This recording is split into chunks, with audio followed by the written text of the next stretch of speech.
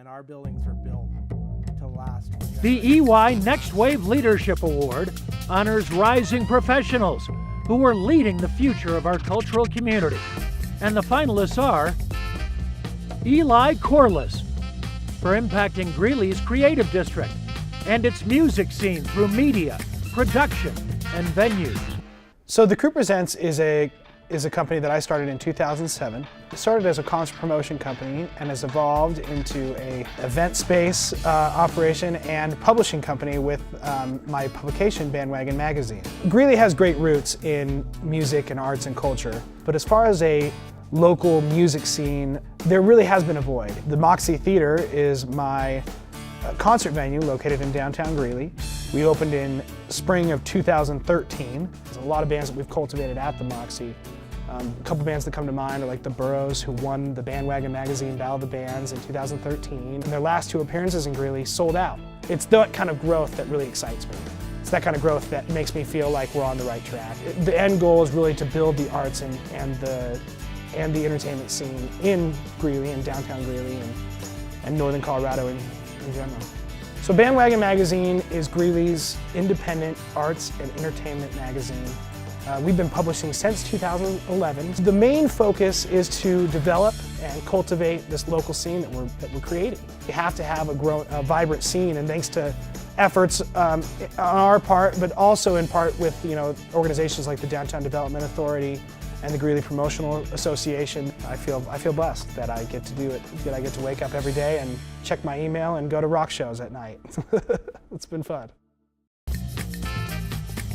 Katie Kruger for galvanizing young professionals' involvement in the arts through her leadership of cross-culture. So the Denver Art Museum has a young philanthropist group called Culture House, and I'm currently serving board co-chair there. And we were really faced with how do we increase our exposure in the Denver community.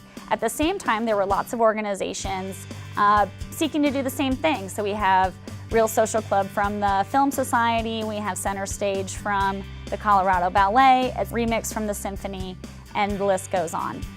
Through several different meetings, we started this organization called Cross Cultured. We created a website, and each organization contributed between 1 and 3 events to that website, and cross-cultured members could purchase a membership, and that would give them access to those events that they would otherwise be excluded from. We have 10 organizations currently participating and are looking to expand that actually as we move into our next year. One of the most interesting benefits of this is the partnerships that are forming. The major benefits that come from cross-cultured is increased awareness. What drives me to do it, honestly, is I find it very fun. It can be stressful and hard and challenging at times, but I think it's added a lot of personal fulfillment in my own life and enables me to make great new friends. I actually have a degree in art history and don't use that degree in IT consulting, surprisingly. So I think that compartmentalization has really inspired me to seek those and fulfill those passions in other areas of my life, including the Denver Art Museum and then with the creation of Cross Cultured. Knowing that I started this with the question of how do I bring more members to Culture House, I would like that to continue to happen, not just for Culture House, for each of the institutions. Ben McConahey for founding and ensuring the success of Denver Museum of Nature and Sciences Young Professionals Program. The Young Professionals Committee at the Denver Museum of Nature and Science was really a leap of faith. They recognized that the demographics aged 21 to 40 were not being very well represented in attendance at the museum. They came to a select few of us about 5 years ago, and they wanted us to start to brainstorm about how we might do that. And we sat down and hashed through a lot of things, and 5 years later, here we are with nearly 100 member households, serving a completely new demographic for the museum. We have 2 major annual events with the Young Professionals Committee. One is an annual event in July called Science on Tap, and that's where we partner up with a local craft brewer.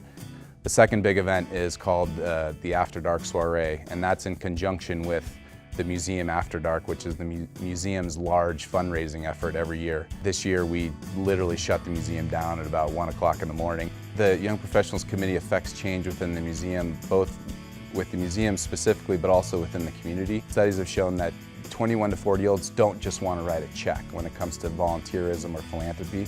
They want to get their hands dirty, they want to know that they have an impact.